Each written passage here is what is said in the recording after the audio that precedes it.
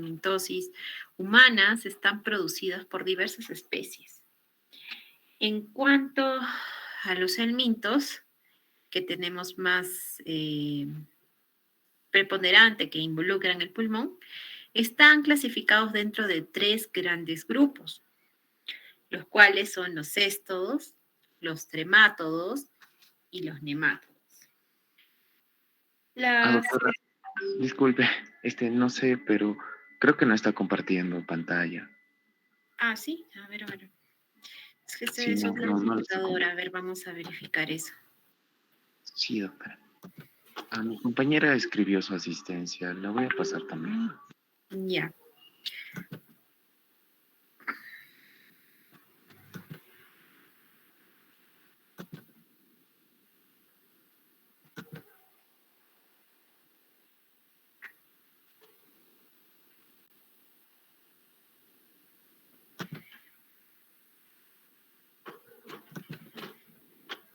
¿Pueden observar la diapositiva?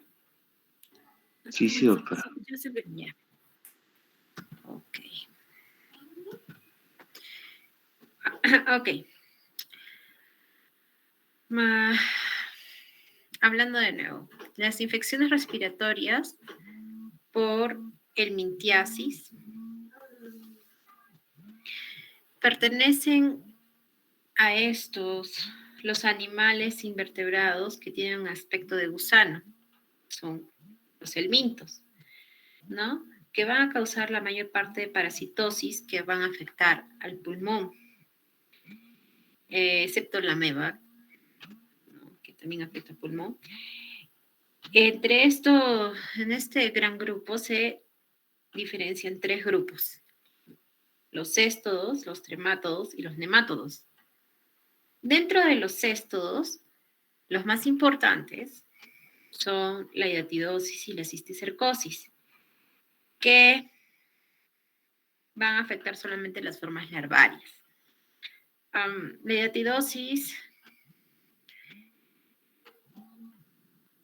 hidatidosis vamos a tenerlo en una clase aparte. En cuanto a los tremátodos, tenemos a los principales: la esquistosomiasis, causada por la esquistosoma, ¿no? De las especies Manzoni y Haemotobium. Y la esquistosoma tiene 2 formas características, la aguda y la crónica.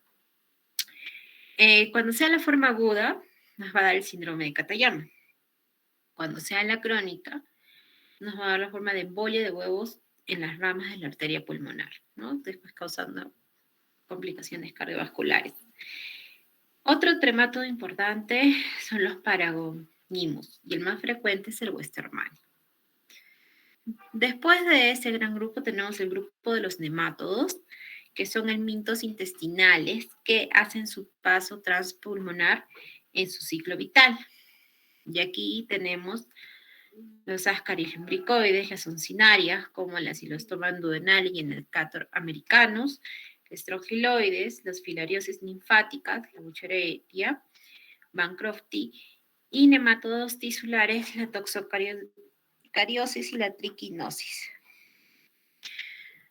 ¿No? Entonces, algunos vamos a adquirirlos vía oral, como la hidatidosis, el Paragonimus, los Ascaris, las uncinarias, la toxocaria trichinella, otros por medio de picadura de un mosquito, como la Cucharella bancrofti, Brugia, Hydrofilaria mitis, y otros a nivel transcutáneo, como el Schistosomus uncinarius strongyloides.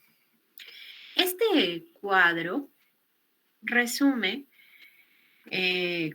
cómo son los parásitos que van a invadir al humano. Si el humano es el hospedador definitivo o es un hospedador intermediario, ¿no?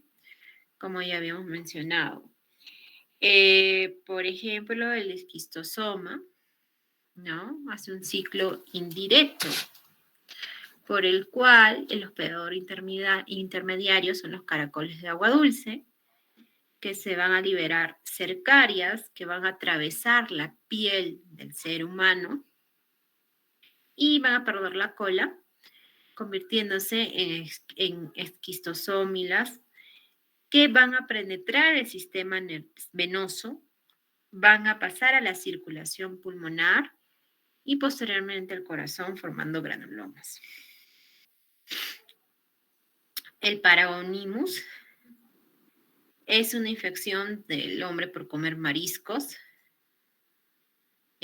como caracoles, crustáceos, cangrejos. Se desarrolla la forma adulta en el tejido pulmonar, ¿no?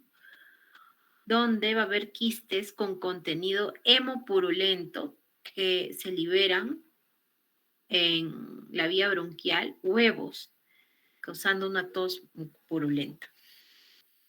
También tenemos los ascaris. Es la ingesta de alimentos contaminados con huevos embrionarios. En el intestino delgado se liberan las larvas que penetran al intestino y por vía venosa alcanzan al hígado. Posteriormente a la circulación, a la cavidad cardíaca derecha y posteriormente al lecho capilar pulmonar atravesando las membranas alveolo-capilares, ¿no? Que son las principales vías. Tenemos presentaciones distintas que nos pueden dar estos parásitos en las imágenes de pulmón, como una masa o un nódulo pulmonar, en el caso de hidatidosis o la tirofilaria, infiltrados pulmonares, que algunos pueden ser migratorios, y aquí hay dos subtipos sin afectación extrapulmonar, el síndrome de Loeffler y la eosinofilia pulmonar tropical, quienes causan el síndrome de Loeffler.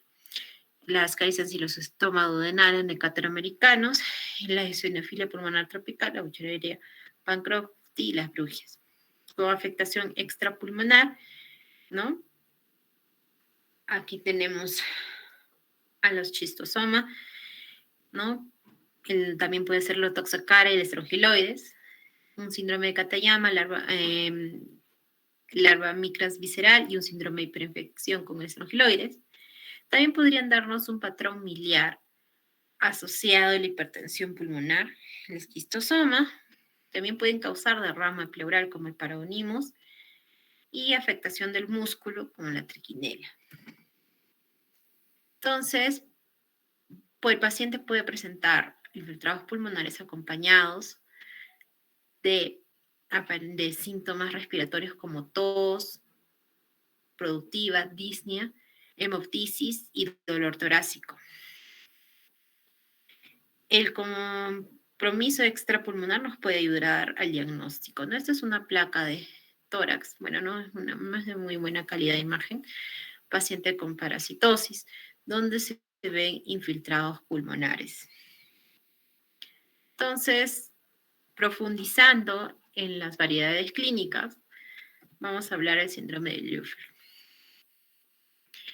Se presenta como un cuadro respiratorio agudo, puede dar fiebre, tos, expectoración que puede ser con sangre, sibilancias, estertores crepitantes y signos de consolidación pulmonar, de distribución periférica simulando una neumonía típica. Las sibilancias a veces pueden ser severas y puede revelar o hacerse un cuadro similar a una crisis asmática aguda, ¿no? Entonces, si pedimos análisis de sangre, vamos a encontrar una eosinofilia periférica. Esta eosinofilia puede ser de distintos rangos, ¿no? En el hemograma podemos encontrar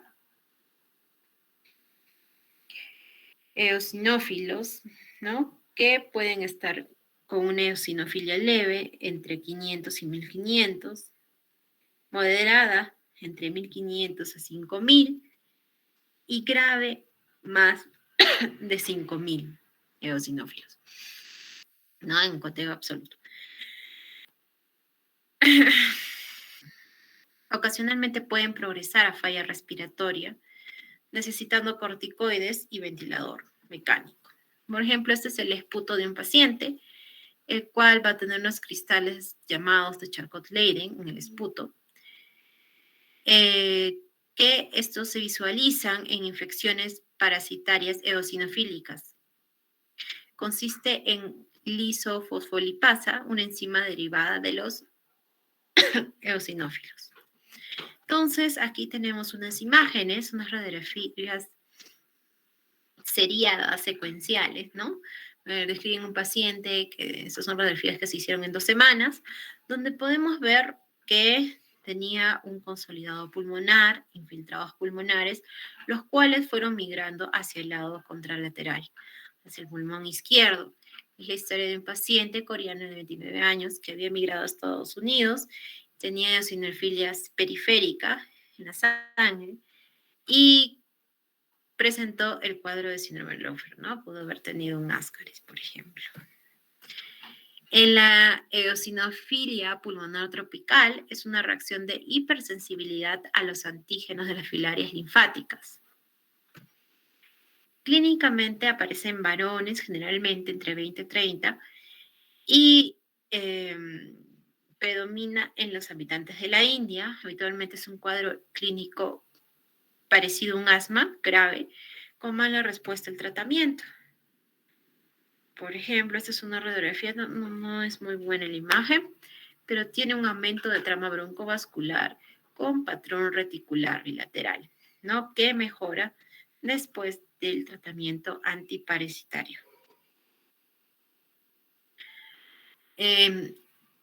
Con afectación extrapulmonar, tenemos el síndrome de Katayama, la toxocariosis y el síndrome de hiperafección por estrongiloides.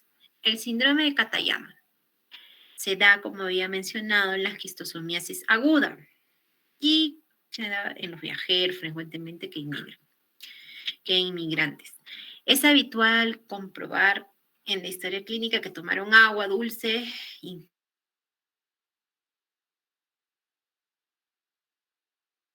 antes de la aparición de las manifestaciones. Y pueden presentar los pacientes fiebre, mialgia, cefalea, dolor en hipocondrio derecho, manifestaciones respiratorias inespecíficas, ¿no? Y en la exploración física es frecuente encontrar, ¿no?, hepatomegalia, ¿no?, por la cápsula de Gleason del hígado, ¿no?, que duele cuando hay hepatomegalia, y ocasionalmente esplenomegalia. La eosinofilia y las alteraciones en la radiografía, como infiltrados micronodulares, condensación alveolar o engrosamiento de la pared bronquial, nos pueden orientar al diagnóstico, que corresponde a una hipersensibilidad al parásito.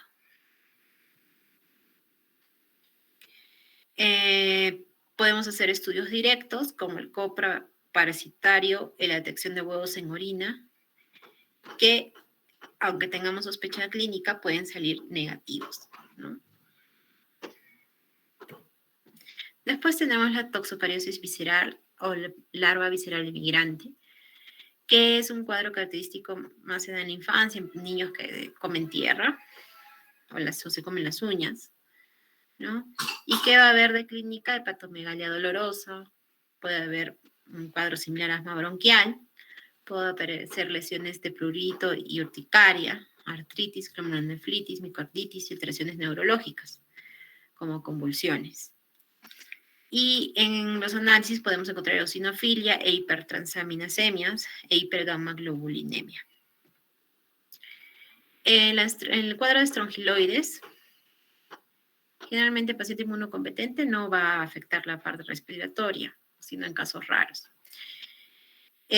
Una situación, en cambio, en un paciente inmunodeprimido puede haber una hiperinfección, ¿no? Cuando los pacientes están infectados, se describe que son factores de riesgo el empleo de inmunosupresores y la infección del HTLV1, el virus linfotrópico humano en células T tipo 1.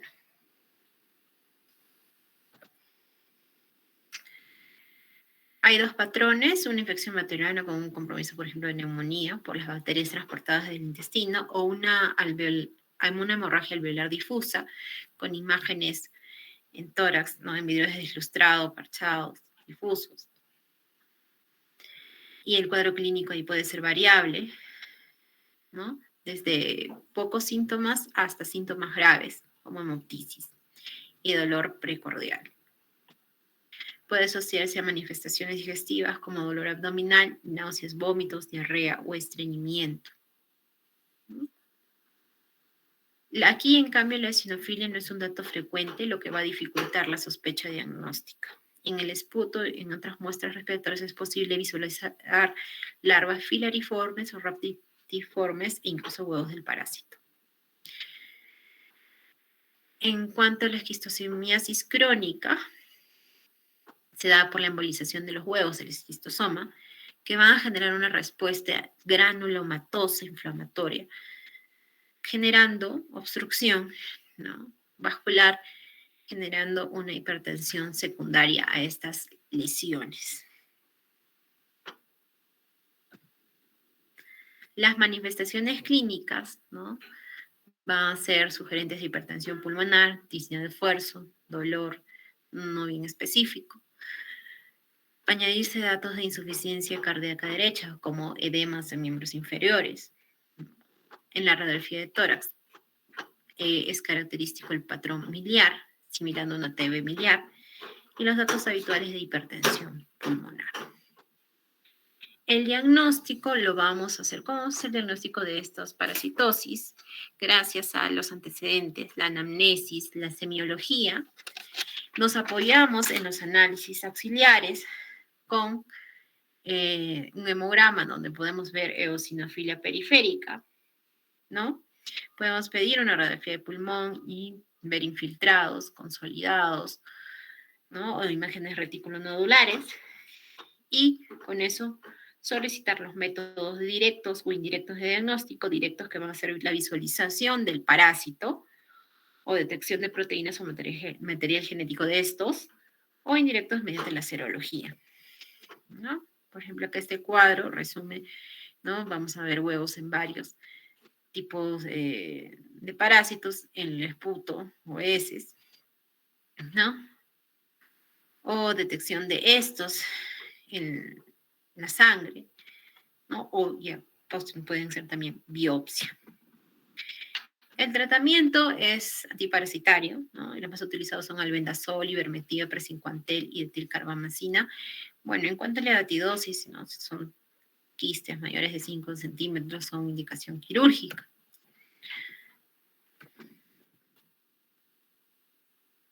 Este es un cuadro, ¿no?, que resume, pero no es necesario que se enfrentan estrictamente, bueno, para el examen menos, para conocimiento general sí. Pero lo que es importante es que se aprendan los fármacos, no tanto la dosis ni cuántos días, ¿no? Por ejemplo, en el esquistosoma y en el paragonimus vamos a usar más praziquantel, en el ascaris y las uncinarias, albendazol, también la toxocara y la triquinela, en la estrongiloides, ivermectina y la burchareira, en la eosinofilia pulmonar tropical, la dietilcarbamazina. Muy bien, ese ha sido el tema de parasitosis. Vamos a ver, dejar de presentar. Si tuvieran alguna pregunta. Doctorita, buenas tardes. Buenas. Doctora, disculpe, tuve problemas en el internet y ingresé un poco tarde a su clase y no escuché la lista, doctora. No sé si puede ser considerado. Muchas gracias. ¿No escuchó la lista? Todos sabemos que se llama la lista. Y si ya he empezado a dictar la clase, es porque la lista ya pasó. Ok. Doctor, por favor, yo más, doctora, junto con mi compañero, minutos de empezar su clase, de que terminara la lista, doctora. Ya, la misma respuesta que su compañero. ¿Otra pregunta? Bueno, si no hay preguntas del tema, como les había mencionado al inicio, es la última ponencia del primer capítulo en cuanto a lo que me corresponde darles clase. Seguro el delegado les habrá comunicado que el examen es la próxima semana. Voy a coordinar con la secretaria si lo hacemos de forma virtual o presencial. No creo que tengan dificultad para el día jueves, ¿no? Si tuvieran alguna dificultad, lo adelanto para el día miércoles. No, doctora, solo en esta hora que nos corresponde, sí, normal podríamos dar el examen. Entonces, va a consultar con la secretaria por si es que habilitan un Sí, aula. así es. Vamos a coordinar con eso con la secretaria, ¿no? Igual van a venir más exámenes posteriormente.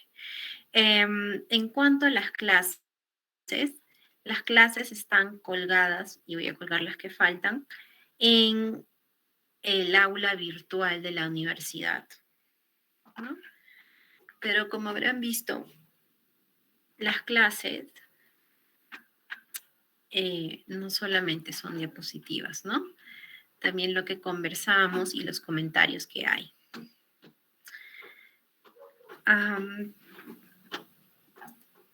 ¿Alguna pregunta de las clases? No, solo que, como ya le había comentado, doctora, no se puede descargar por el aula virtual sus diapositivas. Pero las pueden visualizar.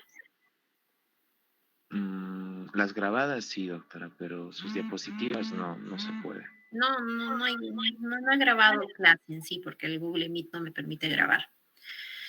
Pero las diapositivas las pueden abrir.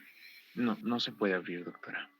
Ya, para ayudarlos, entonces voy a coordinar contigo para pasarte las diapositivas, ¿ya? Pero Ya. asumo que ya están estudiando hasta ahorita las clases pasadas. Sí, por las clases grabadas. Doctora, algunos compañeros también, como están por la pandemia en diferentes lugares, tal vez se les complica venir así de manera presencial. Y tal vez sería más óptimo. A ver, alumno, acuérdense que son estudiantes de medicina. Así que sus sugerencias y aportes les sugiero que me los den de forma a la altura de estudiantes de medicina.